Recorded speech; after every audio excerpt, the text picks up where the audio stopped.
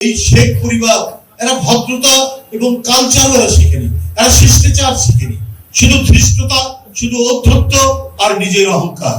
সজীব ওয়াজেদ জয় দেখি সেই সুদূর আটলান্টিকের পার থেকে মাঝে মাঝে দুই একটা বাণী ছাড়েন, কত কথাই না তিনি বলেছেন।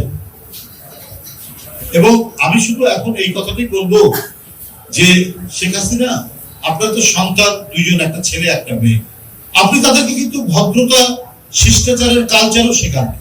এই সজীব ওয়াজেদ জয় দেশের 3 বারের প্রধানমন্ত্রী দেশনেত্রী বেগম খালেদা জিয়াকে তুই বলে সম্বোধন করেছেন তার কয়েকটি বক্তৃতায়। আমরা কোনোদিন শেখ হাসিনা এই যে বর্বরচিত তার যে আচরণ, এই যে তার দ্বারা কত নিপীড়ন নির্যাতনের শিকার হয়েছে, আমরা যারা এখানে বসে আছি, এই রবিন শহর থেকে শুরু করে এখানটায় কতবার কারাগারে যেতে হয়েছে, কতবার রিমান্ডে যেতে হয়েছে, মাসের পর মাস শুধু রিমান্ডেই থাকতে হয়েছে, কিন্তু তারপর শেখ হাসিনাকে আমরা তুই বলে কখনো সম্বোধন করিনি, আপনি বলেই সম্বোধন করেছে সবসময়। কিন্তু এরা এই শেখ পরিবার এরা ভদ্রতা এবং কালচারও এরা শিখেনি, এরা শিষ্টাচার শিখেনি, শুধু ধৃষ্টতা, শুধু অধ্যত্ত আর নিজের অহংকার। এই করতে গিয়ে যখনই এদের পতন হয়েছে, এই পতন হয়েছে অত্যন্ত ভয়াবহ পতন। শেখ হাসিনা পালিয়ে গেলেন, কিন্তু কই ওবায়দুল কাদের যে বললেন, ওর মন্ত্রীরা বললেন, হাসানুল হক ইনু বললেন, তো কিছুই তো হলো না। এই যে পুলিশ এত আক্রমণ করেছে, কয়জন পুলিশ ক্ষতিগ্রস্ত, এটা তো মানুষ একটা বিপ্লবে তো যারা ক্ষতিগ্রস্ত, যারা আক্রান্ত, যাদের ছেলে মেয়েরা শহীদ হয়েছে, তারা তো একবার ঝাঁপিয়ে পড়ার কথা। তারপরে তো একটা আওয়ামী লীগের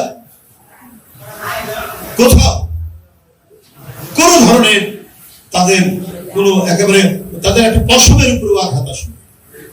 এইভাবে তারা শেখ হাসিনাকে ক্ষমতায় রেখে এই যে কথাগুলো বলেছে, শেখ হাসিনার পরে কে বিকল্প কে বলেছে, শেখ হাসিনাকে টিকিয়ে রাখলে আপনার টেলিভিশনের মালিক হওয়া যায়, রেডিওর মালিক হওয়া যায়, আপনার বিদ্যুৎ কেন্দ্রের মালিক হওয়া যায়, এবং জনগণের টাকা পাচার করা যায়, বিদেশে লক্ষ কোটি টাকা পাচার করা যায়।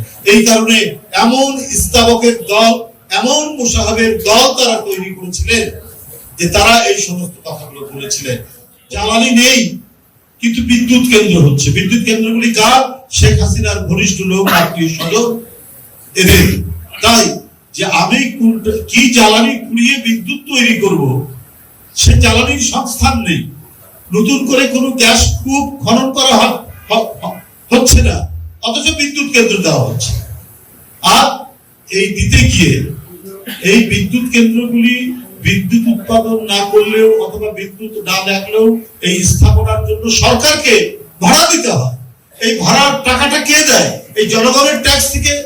এই জনগণের পকেট মেরে পকেট মার শেখ হাসিনা হাজার হাজার কোটি টাকা, লক্ষ লক্ষ কোটি টাকা বিদেশে পাচার করছে।